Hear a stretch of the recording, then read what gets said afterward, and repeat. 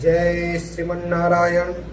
एक प्रसंग है, बहुत ही सुंदर प्रसंग है। एक स्त्री रहती हैं, एक महिला रहती हैं, जिन्हें कोई संतान नहीं होता है, संतान उत्पत्ति नहीं हो रहा था। 20 साल बीत गए, 20 वर्ष बीत गए, लेकिन उन्हें कोई संतान उत्पन्न नहीं हो रहा। कर्म योग संयोग से और उसे वह 20 वर्ष बाद उत्पत्ति हुई और उसे पुत्र रत्न की प्राप्त हुई। किंतु दुर्भाग्यवश क्या होता है, दुर्भाग्य था वो महिला का। वह महिला का यह रहा कि 20 दिनों में ही वह संतान मृत्यु को प्राप्त हो गई। 20 दिन में ही वह संतान क्या हो गई, मृत्यु को प्राप्त हो गई। 20 दिन में वह स्त्री हद से ज्यादा रोई, बिलखनी, व्याप उस मृत बच्चे को सब लेकर एक सिद्ध महात्मन के पास गए, एक संत के पास गए। महात्मा से रोकर कहने लगी, बस मेरा बच्चा एक बार जीवित कर दे दीजिए, मात्र एक बार मैं उसके श्रीमुख से माँ शब्द सुनना चाहते हैं।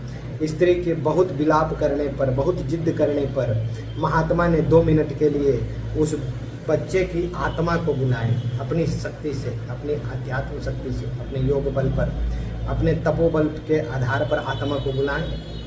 तब उस स्त्री ने उस आत्मा से प्रश्न किया, तुम मुझे छोड़कर क्यों चले गए? हाँ, क्यों चले गए? मैं तुमसे सिर्फ एक बार माँ शब्द सुनना चाहती हूँ। उस आत्मा का उत्तर क्या था?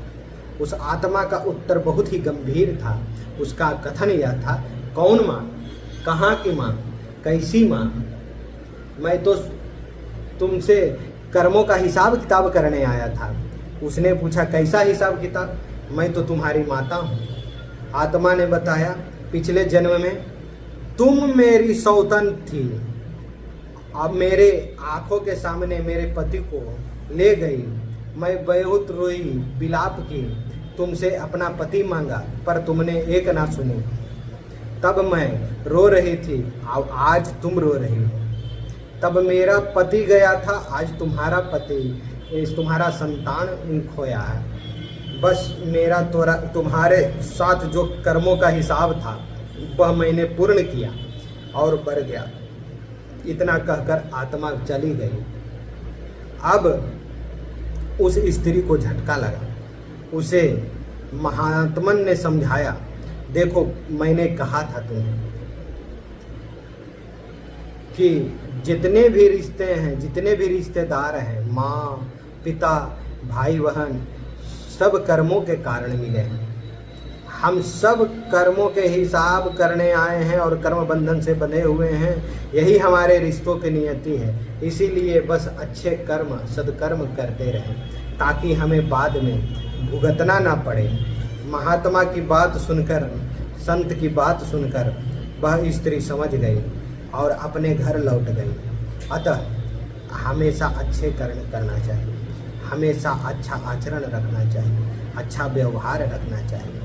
इससे हमें यह सीख मिलती है कि हमें अपने कर्म में कभी भी किसी प्रकार का मिलावट नहीं होने देना चाहिए, क्योंकि वो यह जन्म हो या 10 दिन हो, 20 दिन हो, 20 वर्ष हो या 20वां जन्म हो, हमें भुगतना ही पड़ेगा। तो अपने कर्म से किसी भी को दुख ना दें, क्योंकि कर्म जो है वो समय चक्र है और समय घूमते रहता है। जय जय श्री राम। राम नाम का दास।